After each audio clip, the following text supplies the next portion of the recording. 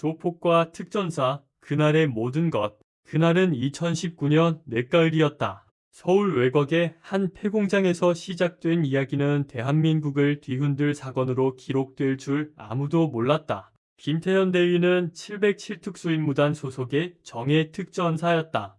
12살 때부터 태권도를 시작해 국가대표까지 올랐던 그는 21살에 군에 입대하면서 특전사의 길을 선택했다. 지금은 32살의 나이로 수많은 작전을 성공적으로 수행한 베테랑이었다. 그의 부대원들은 그를 철벽이라고 불렀다. 한 번도 작전에서 실패한 적이 없었고 부하를 잃은 적도 없었기 때문이다. 그러나 그날 아침 태연은 평소와 다른 불안감을 느꼈다. 새벽 5시에 울린 긴급 소집 명령은 분명 심상치 않았다. 부대에 도착하자 이미 팀원들이 모두 모여 있었다. 박준호 상사, 이민수 중사, 최강민 하사, 그리고 막내 김동현 병장까지 모두 긴장된 표정이었다. 대위님, 이번 작전은 뭔가 다릅니다. 준호가 조용히 말했다. 작전 브리핑실로 들어서자 사단장이 직접 나와 있었다. 이것만으로도 이번 작전의 중요성을 알 수 있었다. 김대위, 이번 작전은 극비다. 서울 도심에서 대규모 테러가 예고되었네. 정보부에 따르면 국내 최대 조직폭력배인 검은용 조직이 외국 테러 조직과 손을 잡았다고 하네. 태현의 눈빛이 날카로워졌다. 검은용 조직은 악명 높은 범죄 조직이었다. 마약 밀매부터 살인 청부까지 못하는 것이 없는 그들이 테러 조직과 손을 잡았다는 것은 상상하기 힘든 일이었다. 목표는 무엇입니까? 국회의 사당이네. 내일 오후 2시 정확히 국회에서 중요한 법안 표결이 있네. 그들은 그때를 노리고 있어. 태효는 작전 계획서를 받아들었다. 내용을 읽어보니 상황은 생각보다 심각했다. 검은용 조직의 두목 장석진은 이미 해외에서 무기를 밀수입했고 자살폭탄 테러를 계획하고 있었다. 더 충격적인 것은 조직 내부에 정부 고위 관계자와 연결된 내통자가 있다는 정보였다. 우리 팀이 선제 타격을 해야 합니다. 그들이 움직이기 전에 제압해야 해요. 사단장이 고개를 끄덕였다. 그래서 자네 팀을 선택한 거네. 하지만 조심해야 할 것이 있네. 장석진의 오른팔인 박도철이라는 자가 있는데 그는 전직 특전사 출신이네. 자네도 알 거야. 태현의 얼굴이 굳어졌다. 박도철은 그의 동기였다. 특전사 훈련을 함께 받았던 전우였지만 제대 후 범죄의 길로 빠진 인물이었다.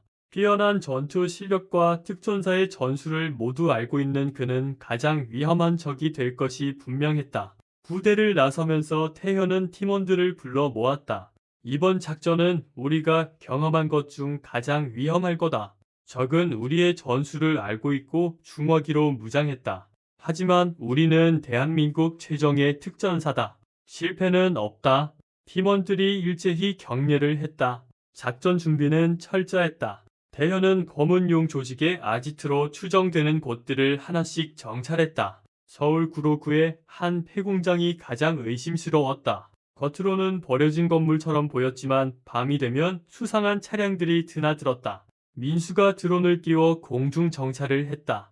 열화상 카메라에 수십 명의 인원이 포착되었다. 대위님, 최소 40명 이상입니다. 그리고 건물 지하에 뭔가 있는 것 같습니다. 열 신호가 이상해요. 대현은 즉시 판단했다. 무기고다.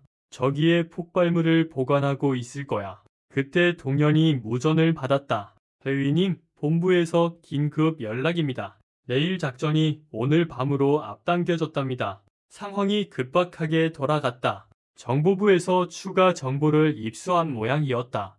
검은용 조직이 계획을 앞당겼다는 것이다. 밤 11시 태연의 팀은 완전 무장을 하고 폐공장 앞에 도착했다. 어둠 속에서 그들은 유령처럼 움직였다. 강민이 앞장서서 침투로를 확보했고 준호가 저격 위치를 잡았다. 알파팀 준비 완료. 브라보팀 준비 완료. 태현이 신호를 보내려는 순간 예상치 못한 일이 벌어졌다. 공장 안에서 총성이 울렸다. 그것도 한두 발이 아니었다. 자동 소총의 연발 사격 소리가 밤하늘을 찢었다. 무슨 일이야? 민수가 당황했다. 태현은 즉시 상황을 파악했다. 공장 안에서 내분이 일어난 것이다. 망원경으로 보니 검은 용 조직원들끼리 총격전을 벌이고 있었다. 지금이 기회다. 돌입한다. 팀원들이 일사불란하게 움직였다. 태현이 선두에 서서 정문을 돌파했다. 섬광탄이 터지면서 공장 내부가 하얗게 빛났다. 혼란에 빠진 조직원들은 제대로 저항도 하지 못했다. 그러나 이상했다. 너무 쉬웠다. 태현의 직감이 경고 신호를 보냈다. 함정이다. 모두 엄폐해. 그의 외침과 동시에 공장 2층에서 기관총 사격이 시작되었다. 미리 준비하고 있었던 것이다. 내부는 연극이었다. 젠장, 우리를 유인한 거야. 총알이 빗발치는 가운데 태현은 재빨리 팀원들을 엄폐물 뒤로 대피시켰다. 그때 확성기에서 낯익은 목소리가 들려왔다. 김태현, 오랜만이야. 박도철이었다. 내가 올 줄 알았어. 우리가 그렇게 허술하게 정보를 흘릴 것 같았나. 태현이 소리쳤다. 도철아, 아직 늦지 않았어. 투항해. 웃음소리가 들렸다. 투항? 내가 왜? 난 이미 돌아올 수 없는 강을 건넜어. 그리고 너도 곧 알게 될 거야. 진짜 적이 누군지. 그 순간 태현의 무전기에서 본부의 다급한 목소리가 들렸다. 김대위, 즉시 철수하라. 반복한다. 즉시 철수하라. 무슨 말입니까? 작전 중입니다. 국정원에서 새로운 정보를 입수했다. 그곳은 함정이다. 진짜 목표는 다뤄 있다. 태현의 머릿속이 복잡해졌다. 그때 도철이 다시 말했다. 태현아, 너희가 여기 있는 동안 진짜 작전이 진행되고 있어. 청와대 말이야. 청와대라는 단어에 태현의 심장이 멎는 것 같았다. 거짓말하지 마. 거짓말? 지금 시간이 몇 시지? 자정이 넘었어. 이미 시작됐을 거야. 태현은 즉시 본부에 연락했다. 청와대 상황은 어떻습니까? 확인 중이다. 잠깐만 기다려라. 긴장된 몇 초가 흘렀다. 맙소사, 청와대에서 총격전이 벌어지고 있다. 경호실이 대응 중이다. 태현은 이제 모든 것을 이해했다. 이곳은 미끼였다. 최정예 특전사를 이곳에 묶어두고 진짜 목표를 공격한 것이다. 팀원들 철수 준비해. 청와대로 가야 한다. 그러나 도철은 그들을 쉽게 보내줄 생각이 없었다. 여기서 나가려면 우리를 모두 쓰러뜨려야 할 거야. 총격전이 다시 시작되었다. 태연의 팀은 수적으로 열세였지만 훈련된 전술로 대응했다. 민수가 연막탄을 투척하고 강민이 측면을 공략했다. 동현은 부상당한 준호를 엄호하면서 후퇴를 도왔다. 태현은 2층으로 올라가는 계단을 향해 돌진했다. 도철과 직접 대면해야 했다. 계단을 올라가는 동안 수많은 생각이 스쳐 지나갔다. 훈련소에서 함께 구보하던 날들, 서로의 등을 맡기고 싸우던 순간들이 떠올랐다. 2층에 도착하자 도철이 기다리고 있었다. 그의 옆에는 5명의 부하가 있었다. 둘이서 해결하자. 도철이 부하들을 물렸다. 이제 두 전직 전우가 마주 섰다. 왜 이런 길을 선택했어? 태현이 물었다. 선택? 난 선택한 적 없어. 상황이 날 여기로 몰았을 뿐이야. 도철이 먼저 공격했다. 특전사 격투술이 그대로 살아있었다. 태현은 간신히 피했다. 두 사람의 격투는 치열했다. 서로의 기술을 너무 잘 알고 있었기 때문에 쉽게 결판이 나지 않았다. 그때 창밖에서 폭발음이 들렸다. 청와대 방향이었다. 봤지? 이미 늦었어. 도철이 비웃었다. 태현의 분노가 폭발했다. 그는 전력을 다해 도철을 공격했다. 도철도 필사적으로 저항했지만 태현의 투지를 단해낼 수 없었다. 결국 도철은 바닥에 쓰러졌다. 끝났어, 도철아. 그러나 도철은 웃고 있었다. 끝? 이제 시작이야. 너도 곧 알게 될 거야. 누가 진짜 배신자인지. 그 순간 태현의 등 뒤에서 총성이 울렸다. 돌아보니 준호가 총을 들고 있었다. 그러나 총구는 도철을 향하고 있었다. 도철이 몰래 총을 빼들려 했던 것이다. 대위님, 괜찮으십니까? 태현이 고개를 끄덕였다. 도철은 어깨에 총을 맞고 신음하고 있었다. 준호, 다른 팀원들은 모두 안전합니다. 그리고 본부에서 연락이 왔습니다. 청와대 상황이 진압되었답니다. 안도의 한숨이 나왔다. 그러나 도철의 말이 계속 머릿속을 맴돌았다. 진짜 배신자가 따로 있다는 말이 무슨 의미일까?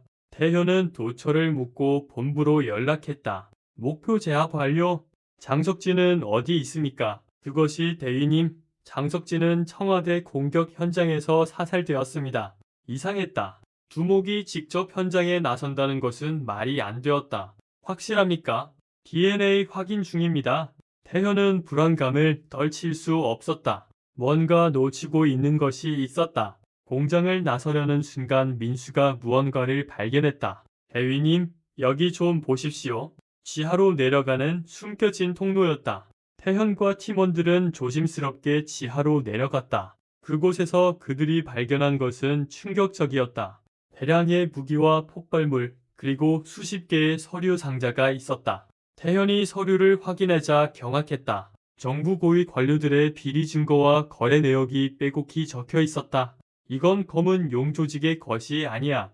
규모가 너무 크다. 그때 한 장의 사진이 눈에 들어왔다. 국방부 장관과 장석진이 함께 찍은 사진이었다. 뒷면에는 날짜와 장소가 적혀 있었다. 불과 일주일 전이었다. 말도 안 돼. 태현은 즉시 사단장에게 직접 보고했다. 사단장님, 중대한 발견을 했습니다. 이 작전에는 내부 공모자가 있습니다. 무슨 소리인가, 김대위? 증거를 확보했습니다. 즉시 보고 드리겠습니다. 그러나 통신이 갑자기 끊겼다. 동시에 공장 밖에서 차량 소리가 들렸다. 태현이 밖을 내다보니 검은 차량 수십 대가 공장을 포위하고 있었다. 포위됐다. 강민이 긴장했다. 그때 확성기에서 목소리가 들려왔다. 김태현 대위, 우리는 국가정보원이다. 무기를 버리고 나오라. 국정원이 왜 여기에 왔을까? 태현은 직감적으로 위험을 느꼈다. 팀원들, 전투 준비해. 대위님, 국정원인데요. 동현이 당황했다. 아니야. 국정원이 이런 식으로 작전하지 않아. 가짜다. 태현의 판단은 정확했다. 곧이어 최루탄이 아닌 실탄이 날아들기 시작했다. 그들은 태현팀을 제거하러 온 것이다. 지하 통로로 탈출한다. 태현은 재빨리 증거 서류들을 챙겼다. 이것만 있으면 모든 진실을 밝힐 수 있었다. 지하 통로는 복잡했다. 오래된 하수도와 연결되어 있었다. 태현팀은 어둠 속을 달렸다. 뒤에서는 추격자들의 발소리가 들렸다. 대위님, 갈림길입니다. 민수가 말했다. 태현은 지도를 확인했다. 한쪽은 한강으로, 다른 쪽은 도심으로 이어졌다. 도심으로 가자. 사람이 많은 곳으로 가야 안전하다. 그들은 계속 달렸다. 준호의 부상이 심해지고 있었다. 날 두고 가세요. 준호가 말했다. 헛소리 마. 우리는 한 팀이야. 강민과 동현이 준호를 부축했다. 그들은 서로를 버리지 않았다. 드디어 출구가 보였다. 밖으로 나오니 새벽의 서울 시내였다. 그러나 안심하기에는 이르렀다. 검은 차량들이 여전히 그들을 추적하고 있었다. 어디로 가야 하지? 민수가 물었다. 태현은 결심했다. 언론사로 간다. MBC 본사가 가깝다. 그들은 택시를 잡아타고 MBC로 향했다. 택시기사는 완전 무장한 군인들을 보고 놀랐지만 태현이 신분증을 보여주자 협조했다.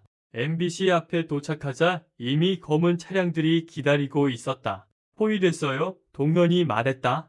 그때 태현의 휴대폰이 울렸다. 모르는 번호였다. 김태현 대위님이시죠? 여자 목소리였다. 누구십니까? 저는 MBC 기자 윤서연입니다. 지금 건물 안에서 대위님을 보고 있어요. 제가 도와드릴게요. 태현이 주위를 둘러보니 MBC 건물 3층 창문에서 한 여자가 손을 흔들고 있었다. 어떻게 절 아십니까? 박도철 씨가 연락했어요. 모든 것을 폭로하겠다고요. 대위님께 전할 말이 있답니다. 태현은 망설였다. 함정일 수도 있었다. 그러나 선택의 여지가 없었다. 어떻게 들어갑니까? 지하 주차장으로 오세요. 직원 통로가 있어요. 태현팀은 조심스럽게 지하 주차장으로 이동했다. 윤서연 기자가 기다리고 있었다. 젊고 당찬 인상의 여성이었다. 이쪽으로 오세요. 그들은 직원 전용 엘리베이터를 타고 올라갔다. 보도국에 도착하자 몇몇 기자들이 놀란 표정으로 쳐다봤다. 여기는 안전해요. 생방송 중이라 그들도 함부로 들어올 수 없을 거예요.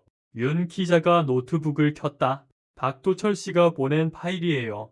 보셔야 할 것 같아요. 화면에 나타난 것은 충격적인 내용이었다. 검은 용 조직은 단순한 범죄 조직이 아니었다. 정부 내 비밀 조직의 하수인이었던 것이다. 그들은 정치인들의 더러운 일을 대신 처리하고 있었다. 장석진은 진짜 두목이 아니었어요. 그는 바지 사장이었죠. 진짜 두목은 따로 있어요. 누굽니까? 윤 기자가 사진 한 장을 보여줬다. 태현은 놀라움을 감추지 못했다. 사진 속 인물은 현직 국방부 차관 이정호였다. 이정호 차관이 모든 것을 조종하고 있었어요. 청와대 공격도 사실은 그의 계획이었죠. 정권을 뒤엎고 군사 쿠데타를 일으키려 했던 거예요. 태현은 이제 모든 퍼즐이 맞춰지는 것을 느꼈다. 그래서 우리를 제거하려 한 거군요. 우리가 진실을 알았으니까. 맞아요.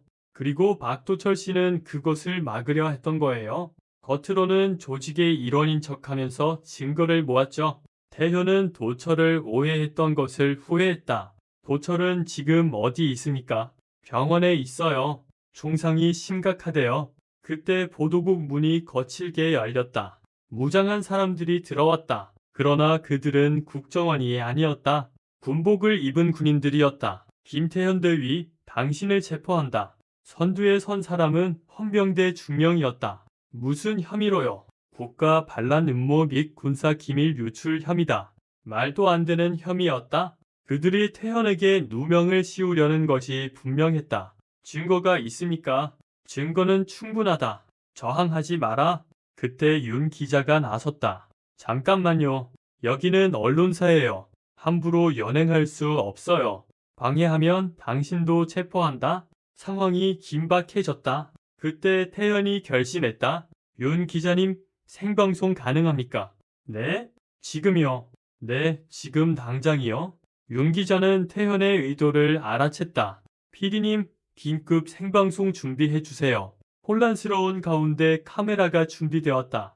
헌병대 중령이 막으려 했지만 이미 방송 신호가 나가기 시작했다. 시청자 여러분, 긴급 속보입니다. 지금 MBC 보도국의 특전사 김태현 대위가 있습니다. 그는 오늘 밤 일어난 청와대 테러 시도를 막은 영웅입니다. 태현이 카메라 앞에 섰다. 국민 여러분, 저는 707 특수임무단 김태현 대위입니다. 오늘 밤 우리나라에서 쿠데타 시도가 있었습니다. 청와대 공격은 테러가 아니라 군사 반란의 일부였습니다. 헌병대 중령이 방송을 중단시키려 했지만 기자들이 막아섰다. 태현은 계속했다. 주동자는 국방부 차관 이정호입니다. 저는 증거를 가지고 있습니다. 그는 가져온 서류를 카메라에 보여줬다. 이것이 진실입니다.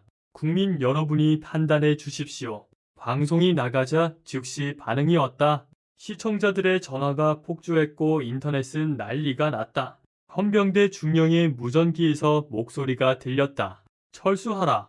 반복한다. 즉시 철수하라. 그들은 어쩔 수 없이 물러났다. 생방송의 힘이었다. 태현은 안도의 한숨을 쉬었다. 그러나 아직 끝난 것이 아니었다. 윤 기자님, 이 증거들을 안전한 곳에 보관해 주세요. 걱정 마세요. 이미 복사본을 여러 곳에 보냈어요. 그때 태현의 휴대폰이 울렸다. 사단장이었다. 김대위, 잘했네. 자네 덕분에 반란을 막을 수 있었어. 사단장님도 알고 계셨습니까? 의심은 했지만 증거가 없었네. 자네가 모든 것을 밝혀줬어. 고지어 뉴스 속보가 나왔다. 이정호 차관이 체포되었다는 소식이었다. 그의 공모자들도 줄줄이 잡혀 들어갔다. 태현은 이제야 팀원들을 돌아봤다. 모두 지쳐 있었지만 자랑스러운 표정이었다. 모두 수고했다. 대위님이야말로 수고하셨습니다. 준호가 말했다. 그때 윤 기자가 다가왔다. 박도철 씨가 의식을 찾았대요. 배위님을 만나고 싶어 한답니다. 태현은 병원으로 향했다. 중환자실에 누워있는 도철을 보니 마음이 아팠다. 도철아. 도철이 힘겹게 눈을 떴다. 태현아, 미안해. 너를 속여서. 아니야. 내가 진짜 영웅이야. 내가 아니었으면 그들의 계획이 성공했을 거야. 도철이 희미하게 웃었다. 난 그저 속죄하고 싶었어. 잘못된 길로 갔던 내 과거를. 넌 충분히 속죄했어. 주전우는 손을 맞잡았다. 과거의 상처가 조금씩 아물어가는 것 같았다. 며칠 후 청와대에서 특별 훈장 수여식이 있었다. 태현과 그의 팀원들은 최고의 영예인 태극무공 훈장을 받았다. 보철도 특별 사면과 함께 훈장을 받았다. 대통령이 직접 훈장을 수여하며 말했다. 여러분의 용기와 헌신이 대한민국을 구했습니다. 국민을 대표해 감사드립니다. 훈장 수여식이 끝난 후 태현은 팀원들과 함께 부대로 돌아왔다. 일상으로 돌아온 것이다. 그러나 그들은 알고 있었다. 언제 또 다른 위기가 찾아올지 모른다는 것을. 준호가 물었다. 대위님, 이제 뭘 하실 겁니까? 우리가 할 일을 하는 것이 대한민국을 지키는 것. 그들은 다시 훈련에 매진했다. 더 강해지기 위해, 더 준비되기 위해. 한편 도철은 퇴원 후 새로운 삶을 시작했다. 그는 청소년 선도 활동에 참여하며 자신과 같은 길을 가지 않도록 아이들을 가르쳤다. 윤서연 기자는 이 사건을 심층 취재한 다큐멘터리를 제작했다. 그날의 진실이라는 제목의 이 다큐멘터리는 큰 반향을 일으켰다. 이정호 차관과 그의 공모자들은 재판을 받았다. 군사반란 음모죄로 모두 중형을 선고받았다. 검은 용 조직도 완전히 와해되었다. 그로부터 한 달 후 태현은 특별 진급을 했다. 소령 계급장을 단 그는 더 큰 책임감을 느꼈다. 어느 날 저녁 태현은 팀원들과 회식을 했다. 그들이 자주 가는 삼겹살집이었다. 건배 준호가 소주잔을 들었다. 무엇을 위해? 민수가 물었다. 우리의 우정과 대한민국을 위해. 모두가 잔을 부딪혔다. 강민이 말했다. 그런데 정말 아슬아슬했어요. 조금만 늦었으면. 그러게. 도철이 없었으면 정말 큰일 날 뻔했어. 동현이 덧붙였다. 태현이 말했다. 그래서 우리가 항상 준비되어 있어야 해. 언제 어떤 위협이 올지 모르니까. 그때 태현의 휴대폰이 울렸다. 도철이었다. 태현아, 잘 지내. 그럼 너는? 나도 잘 지내. 그런데 들은 얘기가 있어. 무슨 얘기? 조심해. 이정호의 잔당들이 아직 남아있대. 그들이 복수를 계획하고 있을지도 몰라. 태현의 표정이 굳어졌다. 고마워. 조심할게. 전화를 끊고 태현은 팀원들을 봤다. 아직 끝나지 않았나 봐. 준호가 씁쓸하게 웃었다. 끝나는 날이 있겠어요? 우리가 있는 한. 그들은 다시 잔을 들었다. 내일은 또 다른 전투가 기다리고 있을지도 모른다. 하지만 그들은 준비되어 있었다. 다음 날 아침 태현은 평소처럼 일찍 부대에 나왔다. 훈련장에서 새로 배치된 신병들이 훈련을 받고 있었다. 그들의 모습에서 과거 자신의 모습이 보였다.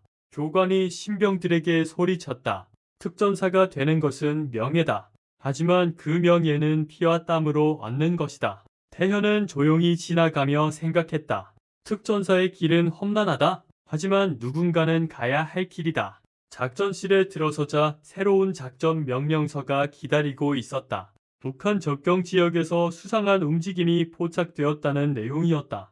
또 시작이군. 태현은 팀원들을 소집했다. 브리핑을 시작하려는 순간 누군가 문을 두드렸다. 들어오세요.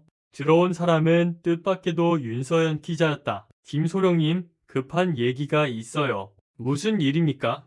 이정호 차관이 옥중에서 자살했어요. 충격적인 소식이었다. 자살이라고요? 네, 하지만 이상한 점이 있어요. 그가 죽기 전에 편지를 남겼는데 진짜 검은 손은 아직 살아있다고 적혀 있었대요. 태현은 불안감을 느꼈다. 이정호가 최종 보스가 아니었다는 말일까? 그 편지는 어디 있습니까? 검찰이 가지고 있어요. 하지만 공개하지 않으려 해요. 뭔가 숨기는 것 같아요. 이것은 새로운 미스터리의 시작이었다. 태현은 결심했다. 진실을 끝까지 파헤쳐야 한다. 윤 기자님, 계속 조사해 주세요. 저도 군 내부에서 알아보겠습니다. 윤 기자가 나간 후 준호가 물었다. 소령님, 정말 더 큰 세력이 있는 걸까요? 모르겠어. 하지만 가능성은 있어.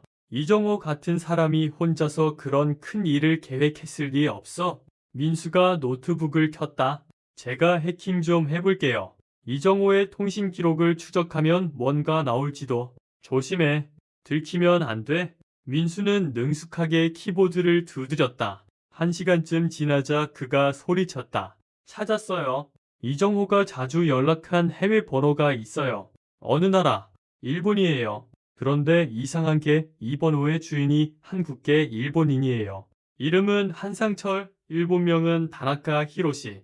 태현은 그 이름을 어디선가 들은 것 같았다. 한상철, 태현이 중얼거렸다. 갑자기 기억이 났다. 맞아. 한상철은 30년 전 군사 쿠데타를 시도했다가 실패한 한명수 장군의 아들이야.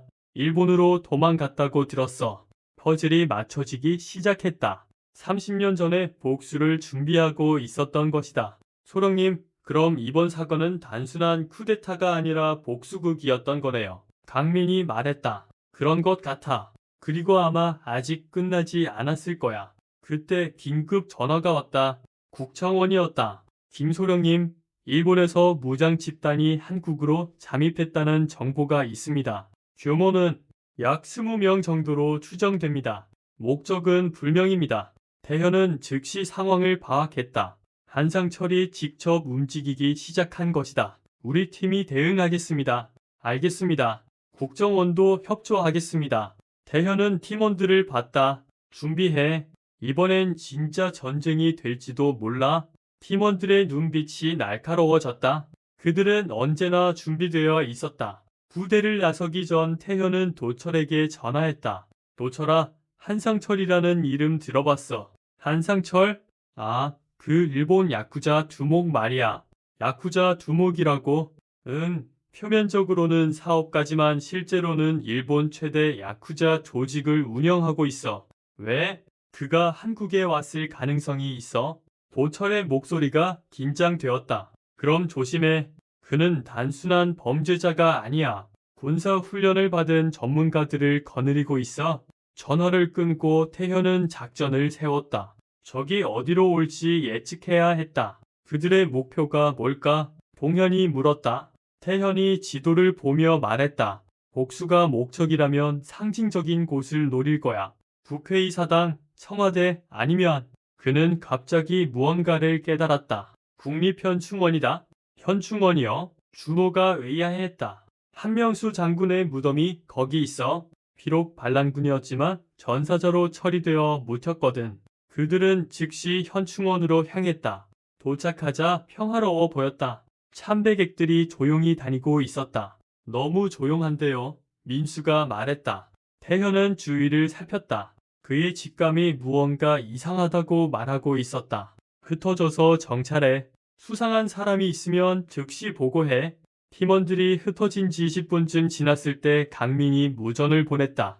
소령님, 한명수 장군 묘역에 수상한 사람들이 있습니다. 태현은 즉시 그곳으로 향했다. 멀리서 보니 검은 양복을 입은 남자들이 묘비 앞에 서 있었다. 그 중심에는 중년 남자가 있었다. 사진으로 본 한상철이었다. 태현은 팀원들에게 지시했다. 포위해. 하지만 먼저 공격하지 마. 민간인이 다칠 수 있어. 그들이 조심스럽게 접근하자 한상철이 돌아봤다. 그는 태현을 보고 미소를 지었다. 김태현 소령이군요. 만나고 싶었습니다. 한상철 씨, 당신을 체포합니다. 한상철이 웃었다. 체포요? 무슨 혐의로? 불법 입국 및 테러 음모 혐의입니다. 증거가 있습니까? 그때 한상철의 부하들이 총을 꺼냈다. 상황이 일촉즉발이었다. 총을 내려놓으세요. 태현이 경고했다. 한상철이 손을 들어 부하들을 제지했다. 잠깐 얘기를 좀 하죠. 김소령, 당신은 아버지가 왜 반란을 일으켰는지 아십니까? 복제애혹 때문이었죠? 아닙니다. 아버지는 나라를 구하려 했어요. 부패한 정권으로부터. 그래서 무고한 사람들을 죽였으니까. 한상철의 표정이 굳어졌다. 그것은 불가피한 희생이었습니다. 전쟁에는 희생이 따르는 법이죠. 당신도 같은 길을 가려는 겁니까? 아닙니다. 저는 단지 아버지의 명예를 회복하고 싶을 뿐입니다. 태현은 그의 눈을 봤다. 거짓말은 아닌 것 같았다. 하지만 믿을 수는 없었다. 그럼 왜 무장한 사람들을 데려왔습니까?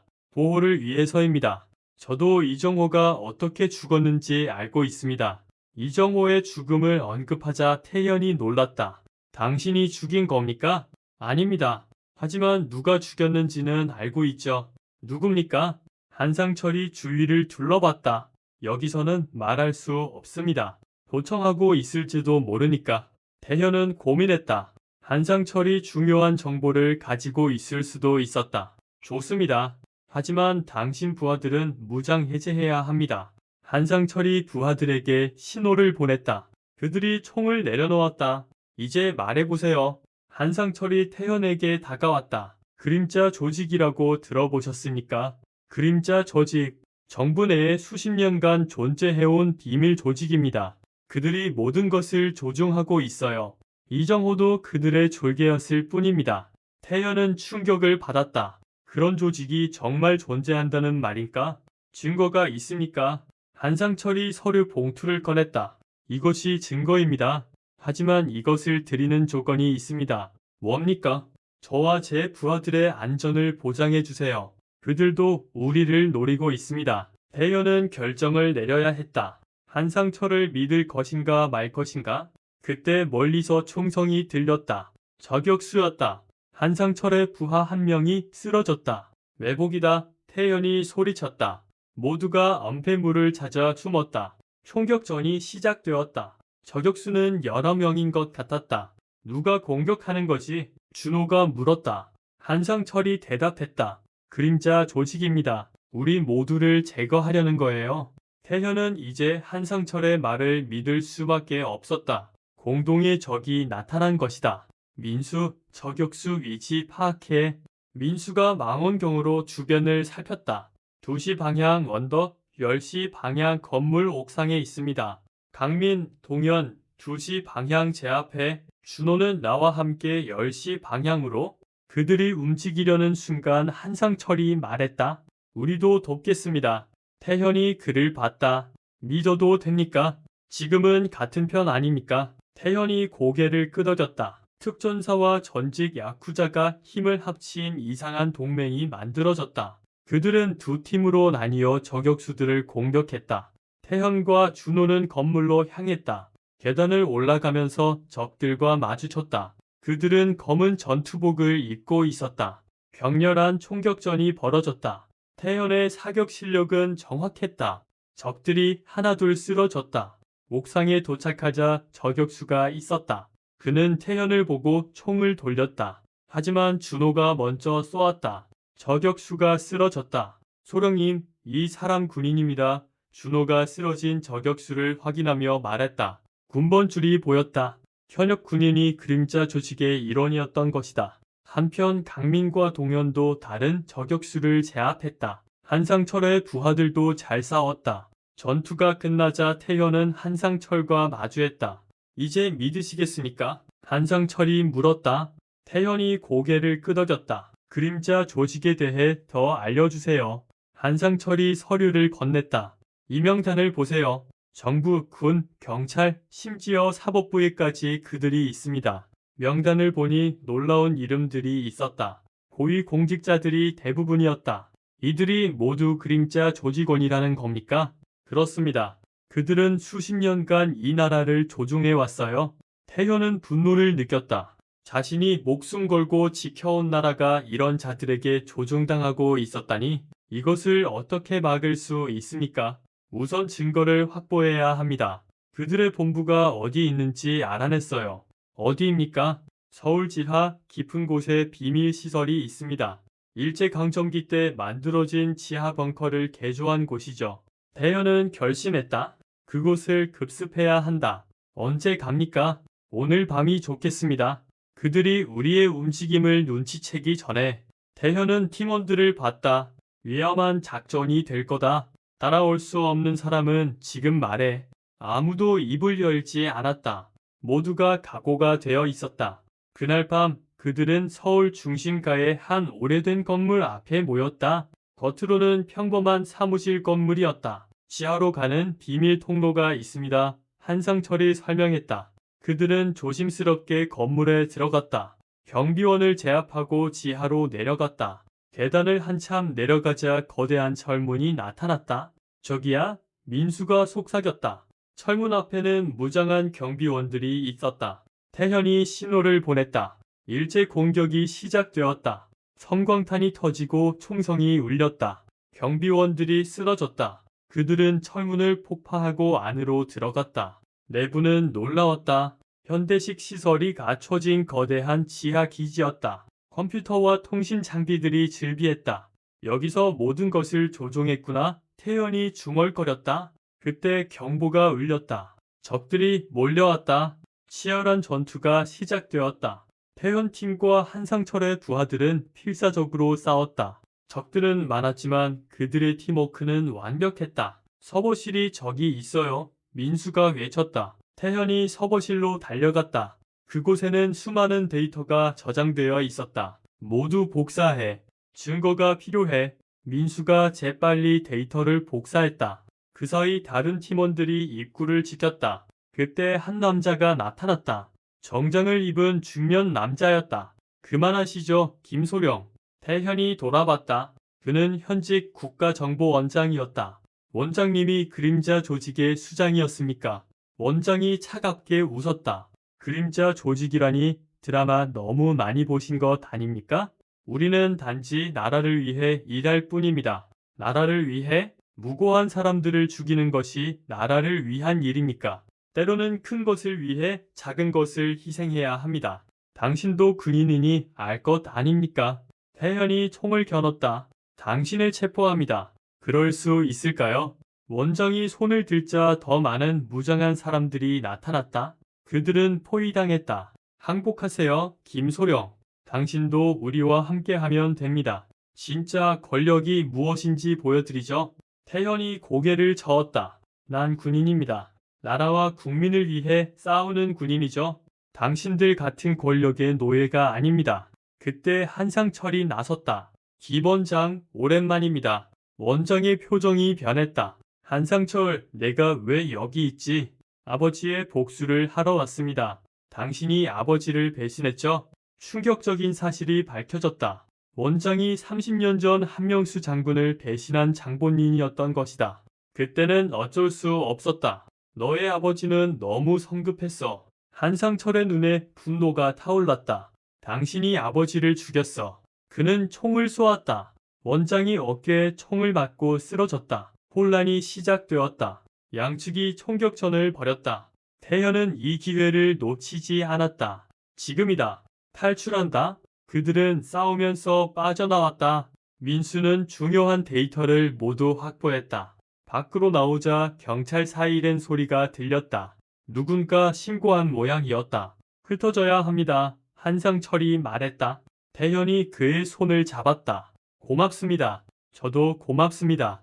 아버지의 한을 조금이나마 풀었으니까요. 그들은 각자 다른 방향으로 흩어졌다. 태현팀은 안전가옥에 모였다. 민수가 확보한 데이터를 확인했다. 대박이에요. 여기 모든 것이 다 있어요. 비자금, 암살 명령, 조작된 사건들. 이것으로 그림자 조직을 완전히 무너뜨릴 수 있었다. 이것을 어떻게 할까요? 준호가 물었다. 태현이 결정했다. 언론에 공개한다. 모든 국민이 알아야 해. 그들은 윤서연 기자에게 연락했다. 그녀는 즉시 와서 자료를 받았다. 이건 정말 대단한 특종이에요. 하지만 위험할 거예요. 알고 있습니다. 하지만 진실은 밝혀져야 합니다. 다음 날 아침 모든 언론이 이 사건을 대서특필했다. 그림자 조직의 실체가 만천하에 드러났다.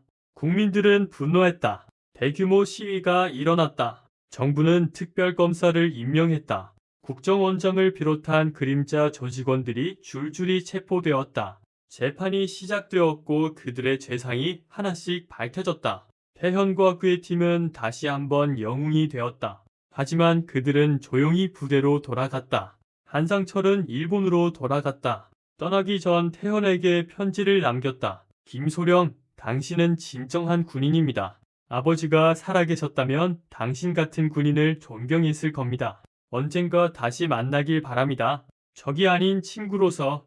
노철은 완전히 회복했다. 그는 이제 보안회사를 운영하며 정직하게 살고 있었다. 어느 날 태연은 도철을 만났다. 잘 지내? 그럼 너는? 나도 잘 지내. 그런데 가끔 그때 일이 꿈 같아. 도철이 웃었다. 꿈이 아니야. 우리가 함께 이겨낸 거야. 주전우는 맥주를 마시며 과거를 회상했다. 몇 달 후 태연은 중령으로 진급했다. 그는 이제 대대를 지휘하게 되었다. 진급식에서 사단장이 말했다. 김중령은 대한민국 특전사의 자랑입니다. 그의 용기와 헌신은 모든 군인의 귀감이 됩니다. 태현은 겸손하게 격려했다. 진급식이 끝난 후 팀원들이 축하해 주었다. 중령님 축하드립니다. 준호가 말했다. 이제 우리를 떠나시는 건가요? 민수가 걱정스럽게 물었다. 태현이 웃었다. 떠나긴 뭘 떠나.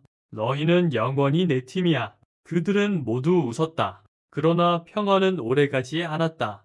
어느 날 새로운 위협이 나타났다.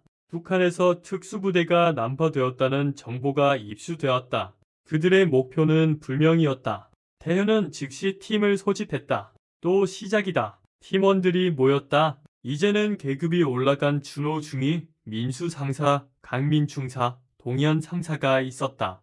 북한 특수부대라면 만만치 않을 거예요. 준호가 말했다. 알아. 하지만 우리도 만만치 않지. 그들은 작전 준비를 시작했다. 정보를 수집하고 가능한 침투 경로를 분석했다. 며칠 후 강원도 산악 지역에서 수상한 움직임이 포착되었다. 여기다. 민수가 지도를 가리켰다. 태연팀은 즉시 그곳으로 향했다. 헬기를 타고 산악 지역에 도착했다. 조심해. 그들은 산악전 전문가들이야. 그들은 조심스럽게 산을 올랐다. 그때 총성이 울렸다. 매복이었다. 엄폐해. 치열한 전투가 시작되었다. 북한 특수부대는 정말 강했다. 그들의 사격은 정확했고 움직임은 빨랐다. 포위당했어요. 강민이 외쳤다. 태현은 빠르게 판단했다. 계곡으로 후퇴한다. 그들은 싸우면서 후퇴했다. 그때 동현이 다쳤다. 동현, 태현이 그를 부축했다. 괜찮습니다. 계속 가세요. 안 돼. 함께 간다. 그들은 동현을 데리고 계곡으로 내려갔다. 적들이 추격해왔다. 그때 예상치 못한 일이 일어났다. 다른 한국군 부대가 나타난 것이다. 산악여단이었다. 지원 왔습니다.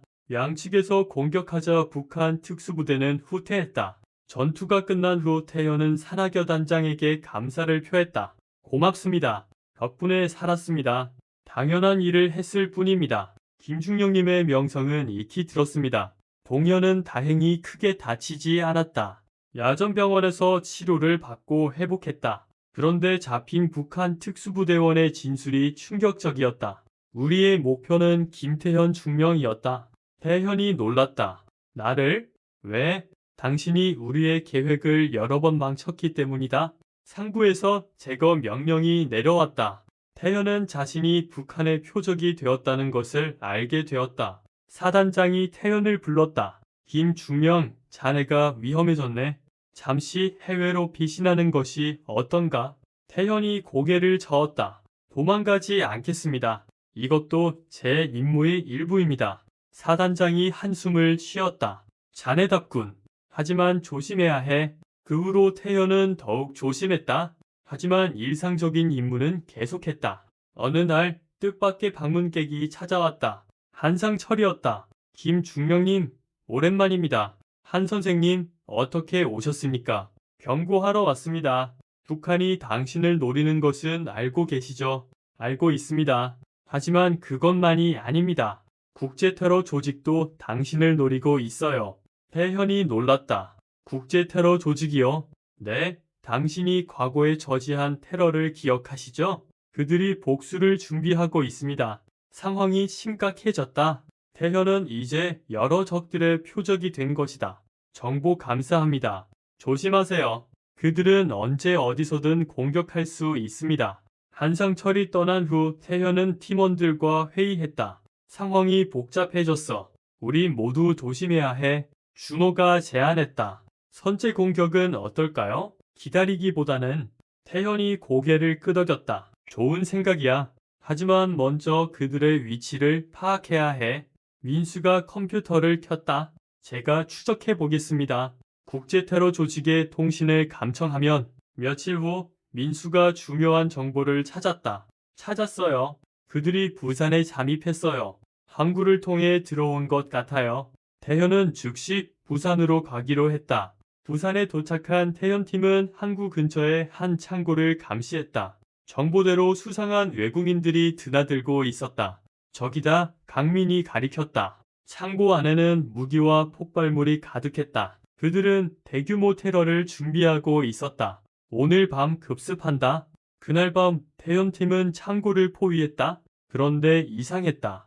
너무 조용했다. 함정인가? 동현이 의심했다. 태현도 불안했다. 하지만 들어가야 했다. 창고 문을 열자 텅 비어 있었다. 무기도 폭발물도 사라졌다. 젠장, 눈치챘어. 그때 폭발음이 들렸다. 부산항 쪽이었다. 저기야. 그들이 부산항에 도착했을 때는 이미 대형 선박이 폭발하고 있었다. 다행히 사상자는 없었다. 배가 비어 있었기 때문이다. 미끼였어. 태연이 깨달았다. 진짜 목표는 다른 곳이었다. 그때 무전이 왔다. 김중령님, 서울에서 테러가 발생했습니다. 태연의 심장이 멎는 것 같았다. 어디서? 63빌딩입니다. 인질이 있습니다. 태연팀은 즉시 서울로 향했다. 헬기를 타고 최대한 빨리 이동했다. 63빌딩에 도착하자 이미 경찰과 군이 포위하고 있었다. 인질은 약 100명이었다. 작전 지휘관이 태연에게 상황을 설명했다. 테러리스트는 10명 정도입니다. 그들은 최상층에 인질을 모아놓고 있어요. 요구 사항은 김태현 중령님입니다. 중령님이 직접 올라오라고 합니다. 태현은 예상했던 일이었다. 그들의 목표는 처음부터 자신이었다. 올라가겠습니다. 안 됩니다. 너무 위험해요. 작전 지휘관이 말렸다. 인질들을 구해야 합니다. 태현은 결심했다. 혼자 올라가기로 했다. 엘리베이터를 타고 최상층에 도착했다. 테러리스트들이 기다리고 있었다. 그들의 리더는 중동 출신으로 보였다. 김태현, 드디어 만났군. 인질들을 풀어줘. 내 목표는 나잖아. 리더가 웃었다. 그래, 하지만 너만 죽이면 재미없지. 내가 소중히 여기는 것들을 모두 파괴하고 싶어. 그때 태현은 인질들 사이에 낯익은 얼굴을 봤다. 윤서연 기자였다. 윤 기자님, 그녀가 태현을 보고 안도했다. 리더가 말했다. 선택해라. 내가 죽으면 인질들을 살려주겠다. 태현은 망설이지 않았다. 좋아. 하지만 먼저 인질들을 보내. 안 돼. 내가 먼저 죽어야 해. 팽팽한 대치가 이어졌다. 그때 태현의 무전기에서 준호의 목소리가 들렸다. 중령님, 우리가 옥상에서 대기 중입니다.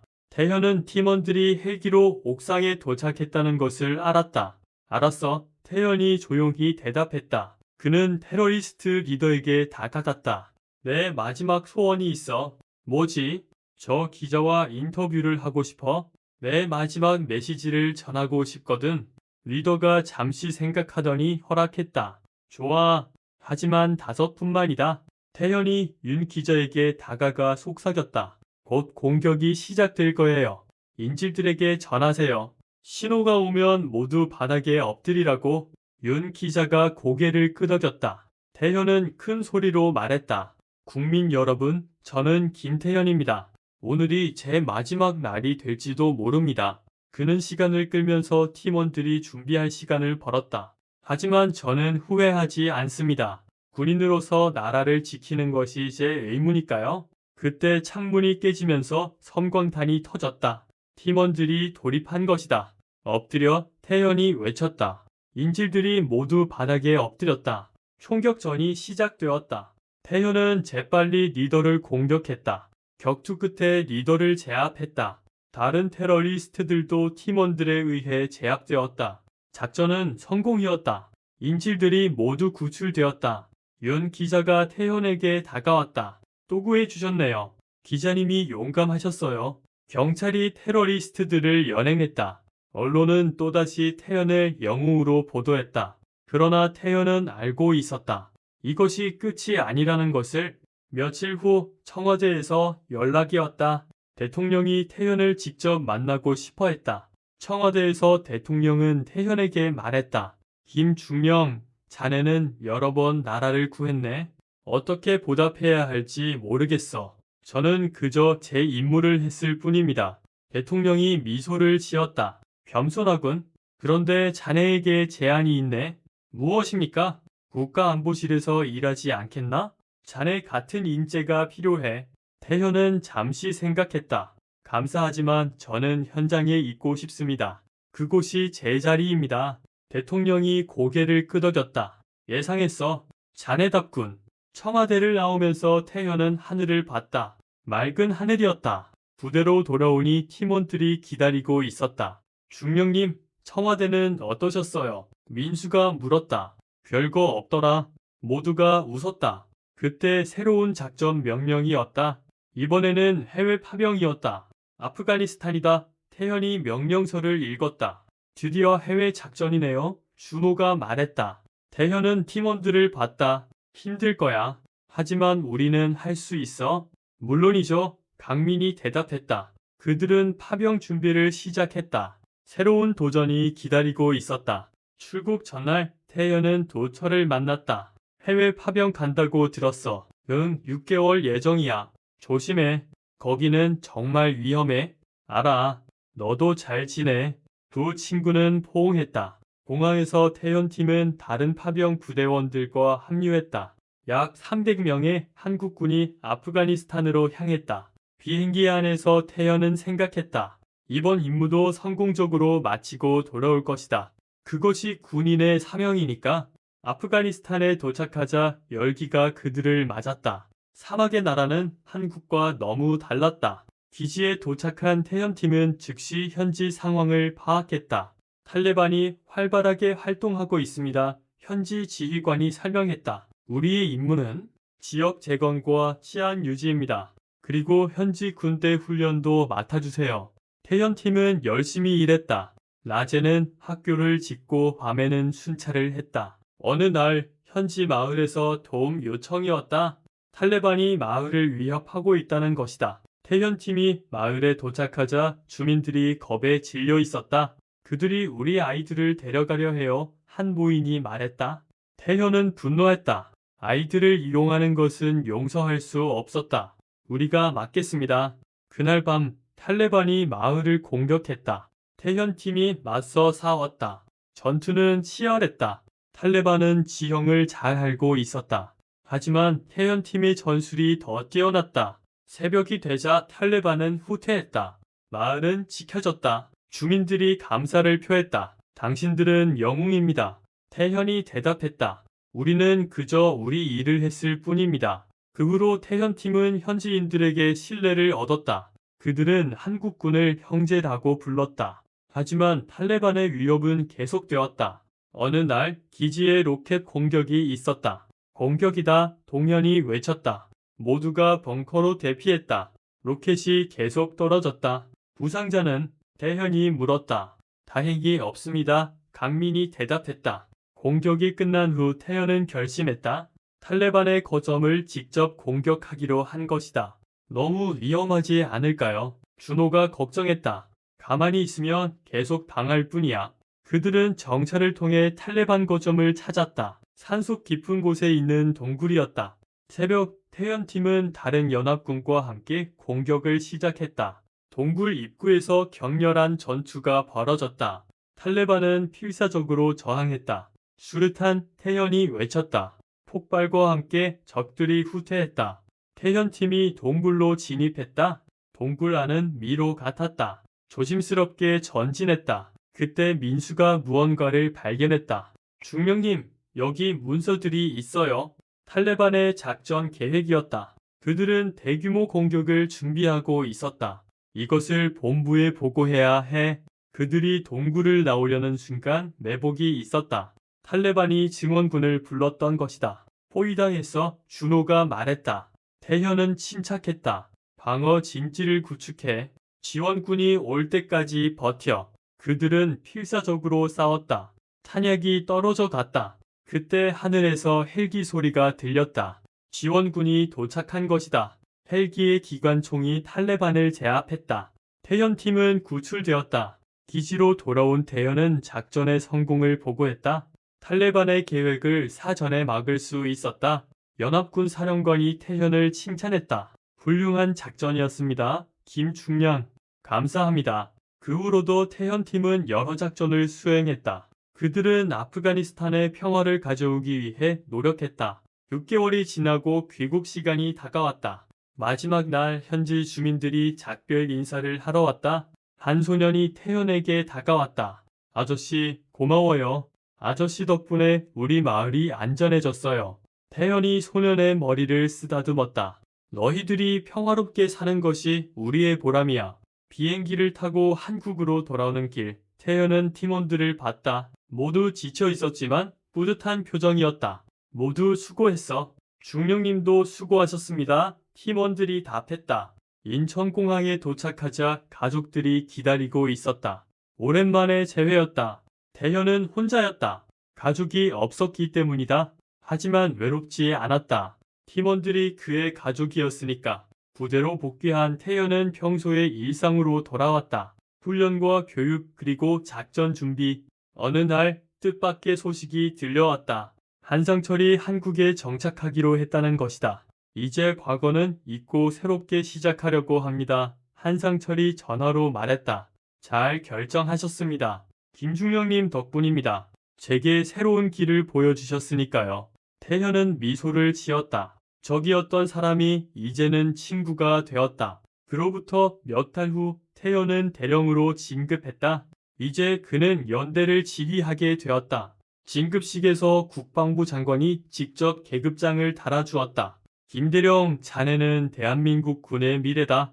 과분한 말씀입니다. 진급 축하 파티에서 도철이 말했다. 이제 장군도 멀지 않았네. 태현이 웃었다. 장군이 되는 것보다 좋은 군인이 되는 것이 더 중요해. 윤소연 기자도 왔다. 축하해요, 김 대령님. 그동안 정말 많은 일이 있었네요.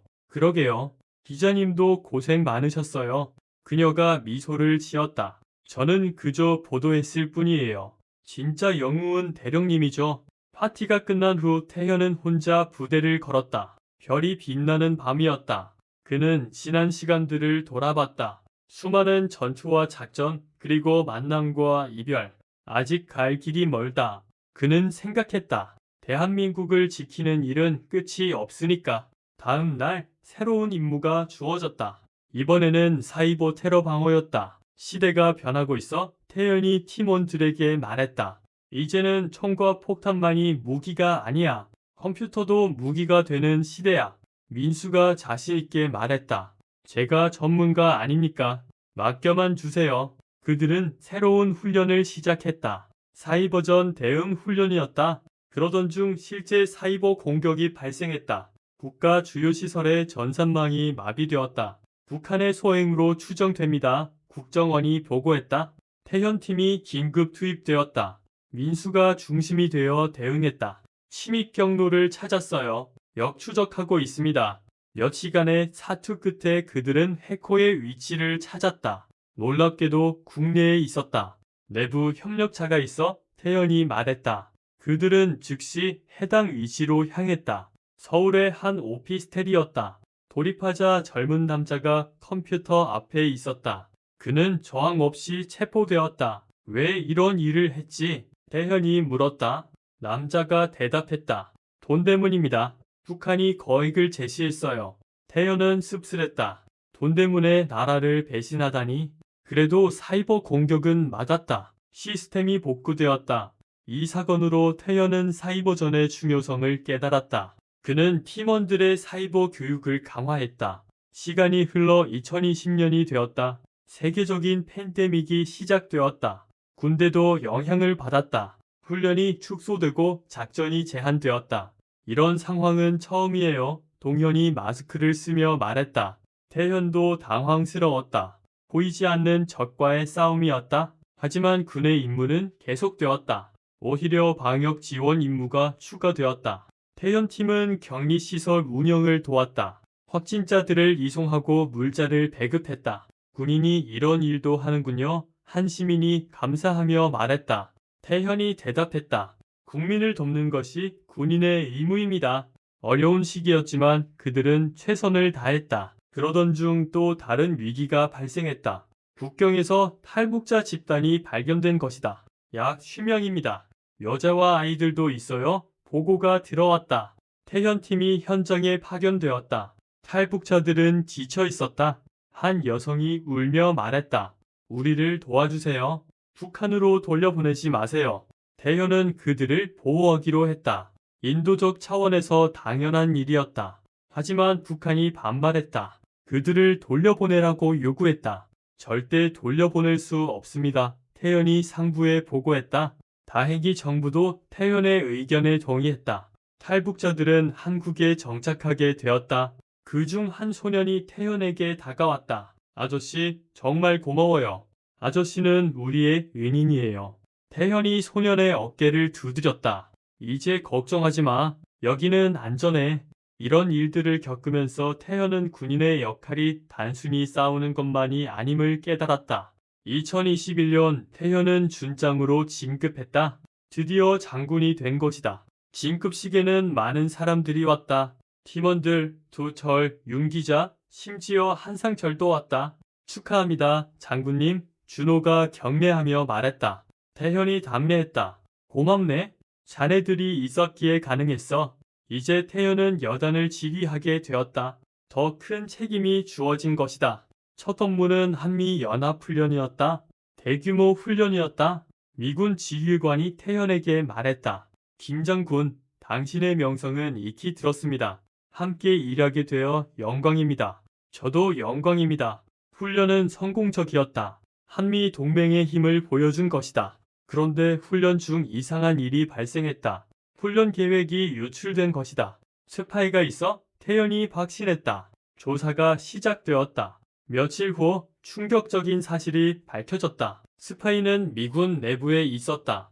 중국의 정보를 팔고 있었던 것이다. 믿을 수 없군. 미군 지휘관이 충격을 받았다. 스파이는 체포되었고 한미동맹은 더욱 강화되었다.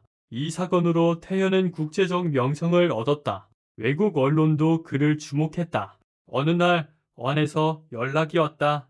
평화유지군 사령관을 맡아달라는 요청이었다. 태현은 고민했다. 좋은 기회였지만 한국을 떠나야 했다. 가세요. 준호가 말했다. 대한민국을 세계에 알릴 기회예요. 다른 팀원들도 동의했다. 태현은 결심했다. 평화유지군 사령관을 맡기로 한 것이다. 아프리카로 떠나기 전 태현은 팀원들과 마지막 회식을 했다. 잠시 떨어져 있을 뿐이야. 곧 돌아올게. 기다리겠습니다. 팀원들이 답했다. 아프리카에서 태현은 여러 나라 군인들을 지휘했다. 쉽지 않은 일이었다. 내전으로 고통받는 사람들을 보호하고 평화를 가져오기 위해 노력했다. 어느 날 반군이 난민 캠프를 공격했다. 태현은 즉시 대응했다. 민간인 보호가 최우선이다. 평화유지군은 용감하게 싸웠다. 난민들을 지켜냈다. 한 소녀가 태현에게 꽃을 주었다. 생티유, 제너럴. 태현은 감동했다.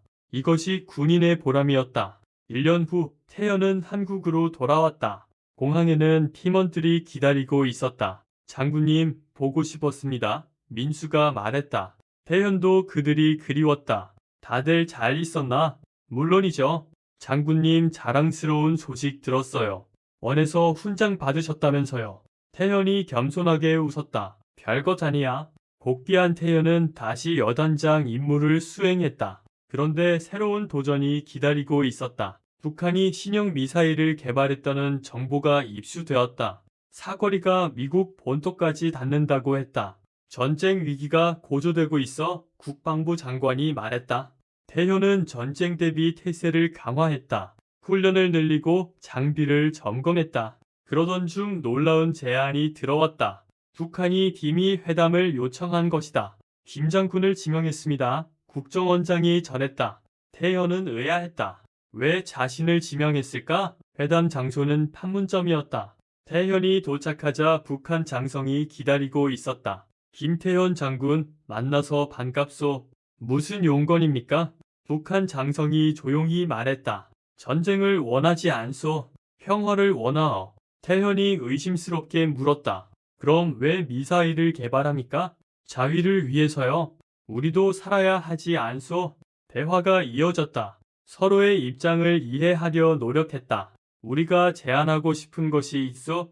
북한 장성이 말했다. 뭡니까? 군사 긴장 완화 좋지요. 서로 군사 훈련을 축소하는 거요. 태현은 신중하게 생각했다. 상부와 논의해 보겠습니다. 회담이 끝난 후 태현은 보고서를 작성했다. 정부는 북한의 제안을 검토하기로 했다. 며칠 후 역사적인 합의가 이루어졌다. 남북 군사 긴장 완화 협정이 체결된 것이다. 태현의 역할이 컸다. 그는 평화의 중재자가 되었다. 언론은 이를 대대적으로 보도했다. 김태현 장군, 평화를 이끌다. 하지만 태현은 조심스러웠다. 북한을 완전히 믿을 수는 없었다. 경계를 늦추지 마. 그는 부하들에게 지시했다. 그의 우려는 맞았다. 몇 달 후 북한이 약속을 어기고 미사일 실험을 했다. 역시 믿을 수 없군. 태현이 분노했다. 긴장이 다시 고조되었다. 전쟁 위기가 재현되었다. 그때 중국이 중재에 나섰다. 육자회담을 제안한 것이다. 태현은 한국 대표단의 군사 고문으로 참석했다. 베이징에서 열린 회담은 팽팽했다. 각국의 이해관계가 충돌했다. 태현은 한국의 입장을 강력히 주장했다. 한반도 비핵화가 선행되어야 합니다. 북한 대표가 반발했다. 우리의 자위권을 인정하라. 논쟁이 계속되었다. 하지만 조금씩 진전이 있었다. 결국 단계적 비핵화 로드맵이 합의되었다. 불완전하지만 의미 있는 성과였다. 귀국한 태현은 다시 일상으로 돌아왔다. 하지만 그의 명성은 이제 국제적이었다. 2023년 태현은 소장으로 진급했다. 이제 사단을 지휘하게 되었다. 진급식에서 대통령이 직접 계급장을 달아주었다. 김 장군은 대한민국의 자랑입니다. 과분한 말씀입니다. 각하.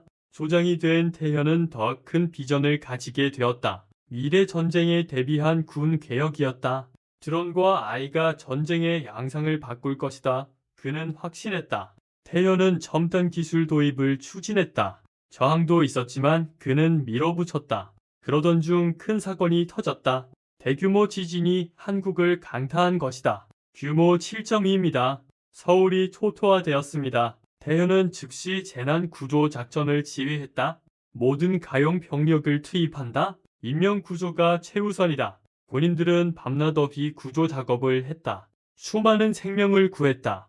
태현도 직접 현장에 나갔다. 무너진 건물에서 아이를 구출하는 모습이 TV에 방영되었다. 국민들은 군에 대한 신뢰를 회복했다. 태현은 국민 영웅이 되었다. 복구 작업이 어느 정도 마무리되자 태현은 군으로 돌아왔다. 그런데 기다리고 있던 것은 충격적인 소식이었다. 준호가 작전 중 전사했습니다. 태현은 믿을 수 없었다. 오랜 전우이자 부하였던 준호가 죽었다니. 어떻게 된 거지? 대간첩 작전 중 적의 기습을 받았습니다. 부하들을 구하다가 태현은 깊은 슬픔에 빠졌다. 준호의 장례식에서 그는 조사를 읽었다. 준호는 진정한 군인이었습니다. 그는 끝까지 전우를 지켰습니다. 준호의 죽음은 태현에게 큰 충격이었다. 하지만 그는 슬픔을 이겨내야 했다. 준호가 원하는 것은 우리가 계속 임무를 수행하는 것이다. 태현은 더욱 강해졌다. 그는 준호의 목까지 해내기로 다짐했다. 2024년 새로운 위협이 나타났다. 국제테러 조직 아이소스의 잔당이 한국을 목표로 했다. 그들이 생화학 무기를 가지고 있다는 정보가 있습니다. 태현은 특별 대응팀을 조직했다. 민수, 강민, 동현이 핵심 멤버였다. 이번엔 실패할 수 없다. 그들은 테러리스트를 추적했다. 단서를 하나씩 찾아갔다. 마침내 부산 항구의 한 창고에서 그들을 발견했다. 생화학 무기가 확인되었습니다. 민수가 보고했다. 태현은 신중하게 작전을 세웠다. 한 번의 실수도 용납될 수 없었다. 새벽 작전이 시작되었다. 특수부대가 조용히 창고를 포위했다. 고립, 순식간에 제압이 이루어졌다. 테러리스트들은 저항도 못했다. 생화학 무기는 안전하게 회수되었다. 대재앙을 막은 것이다. 이 작전의 성공으로 태현은 또다시 주목받았다. 그런데 체포된 테러리스트 중 한 명이 충격적인 진술을 했다. 우리는 혼자가 아니다. 더 큰 조직이 있다. 무슨 조직이지? 그림자 위원회라고 들어봤나? 태현은 놀랐다. 그림자 조직이 아직도 활동하고 있단 말인가? 조사가 시작되었다. 그림자위원회는 국제적 비밀 조직이었다. 그들의 목적은 세계 질서 재편입니다. 국정원이 보고했다. 태현은 이것이 더 큰 싸움의 시작임을 알았다. 우리도 국제 공조가 필요하다. 태현은 미국, 일본, 유럽의 정보기관과 협력하기 시작했다. 그러던 중 도철이 연락해왔다. 태현아, 중요한 정보가 있어. 뭐야? 그림자위원회의 아시아 지부장을 알아냈어. 그가 곧 한국에 온대. 이것은 기회였다. 그를 잡으면 조직 전체를 무너뜨릴 수 있었다. 태현은 함정을 준비했다. 모든 것이 완벽해 보였다. 지부장이 한국에 도착한 날 작전이 시작되었다. 그런데 예상치 못한 일이 벌어졌다. 지부장이 인질을 잡은 것이다. 인질은 다름 아닌 윤서연 기자였다. 김 장군, 선택해라. 나를 보내주든지 이 여자가 죽든지. 태현은 고민에 빠졌다. 윤 기자를 구해야 했지만 지부장을 놓칠 수 없었다. 시간을 달라. 1시간이다. 태현은 급히 작전을 수정했다. 2마리 토끼를 다 잡아야 했다. 민수가 건물 설계도를 분석했다. 비상 통로가 있어요. 여기로 침투할 수 있습니다. 강민과 동현이 침투팀을 이끌었다. 태현은 정면에서 협상을 계속했다. 당신이 원하는 게 뭐지? 안전한 출국이다. 좋아. 하지만 인질을 먼저 풀어줘. 협상이 진행되는 동안 침투팀이 움직였다. 그들은 조용히 건물에 들어갔다. 윤 기자가 갇힌 방을 찾았다. 지금이다. 동시 작전이 시작되었다. 침투팀이 윤 기자를 구출하는 순간 태현이 돌입했다. 지부장은 당황했다. 그는 총을 쏘았지만 태현이 더 빨랐다. 지부장이 쓰러졌다. 작전은 성공이었다. 윤 기자가 구출되었다. 그녀는 충격을 받았지만 무사했다. 또 구해주셨네요. 그녀가 떨리는 목소리로 말했다. 괜찮아요. 이제 안전해요. 지부장에게서 얻은 정보로 그림자위원회의 많은 비밀이 밝혀졌다. 국제공조로 조직원들이 체포되기 시작했다. 그림자위원회는 무너지고 있었다. 태현의 공로가 인정되어 언에서 특별 표창을 받았다.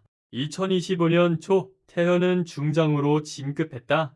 이제 그는 군단을 지휘하게 되었다. 진급식에서 그는 말했다. 저는 운이 좋은 군인입니다. 훌륭한 전우들과 함께했기 때문입니다. 민수, 강민, 동현이 박수를 쳤다. 준호는 없었지만 그의 정신은 살아있었다. 어느 날 한상철이 찾아왔다. 김장군 축하합니다. 고맙습니다. 그런데 경고하고 싶은 것이 있어요. 뭡니까? 그림자위원회가 완전히 사라진 것은 아니에요. 그들은 복수를 준비하고 있어요. 태현은 긴장했다. 아직 싸움이 끝나지 않았다. 정보 감사합니다. 대비하겠습니다. 그로부터 며칠 후 이상한 일들이 일어나기 시작했다. 군전산망에 해킹 시도가 있었고 주요 인사들이 미행을 당했다. 그들이 움직이기 시작했어. 태현이 확신했다. 대응 태세를 강화했다. 24시간 경계 체제를 유지했다. 그러던 어느 날 밤 태현의 숙소가 공격받았다. 무장한 침입자들이 들이닥쳤다. 태현은 혼자였다. 격투가 벌어졌다. 태현은 노련한 솜씨로 그들을 제압했다. 하지만 마지막 한 명이 총을 쏘았다. 태현이 어깨에 총을 맞았다. 이것은 시작일 뿐이다. 침입자가 말하고 쓰러졌다. 태현은 병원으로 후송되었다. 다행히 생명에는 지장이 없었다. 병실에 팀원들이 모였다. 장군님, 괜찮으십니까? 민수가 걱정스럽게 물었다. 괜찮아. 이 정도는 아무것도 아니야. 그때 도철이 들어왔다. 태연아, 내가 경호를 맡겠어. 고맙지만 필요 없어. 아니야. 이번엔 내가 도울 차례야. 도철은 자신의 보안회사 직원들을 동원해 태연을 보호했다. 며칠 후 태연은 퇴원했다. 그는 즉시 반격을 준비했다. 이제 우리가 공격할 차례다. 정보를 수집한 결과 그림자위원회의 새로운 거점을 찾았다. 놀랍게도 그곳은 러시아였다. 국제작전이 필요해. 태현이 말했다. 미국, 영국, 프랑스가 협력하기로 했다. 대규모 연합작전이었다. 작전명은 새벽의 검이었다. 태현은 아시아 지역 작전을 지휘했다. 동시다발적 공격이 계획되었다. D-Day 작전이 시작되었다. 전 세계에서 동시에 그림자 위원회 거점이 공격받았다. 태현이 지휘하는 한국군은 블라디보스토크의 비밀 기지를 공격했다. 치열한 전투가 벌어졌다. 그림자 위원회는 필사적으로 저항했다. 전진, 태현이 명령했다. 한국군의 공격은 거셌다. 적들이 하나둘 무너졌다. 마침내 기지를 점령했다. 그곳에서 엄청난 양의 정보를 확보했다. 다른 지역에서도 작전이 성공했다. 그림자 위원회는 치명타를 입었다. 그들의 수장이 체포되었다. 70대의 노인이었다. 왜 이런 일을 했습니까? 태현이 물었다. 노인이 차갑게 웃었다. 세계는 혼란스럽다. 누군가는 질서를 만들어야 한다. 그것이 당신들의 역할이라고 생각합니까? 그래, 우리가 아니면 누가 하겠나? 태현은 고개를 저었다. 질서는 국민이 만드는 것입니다.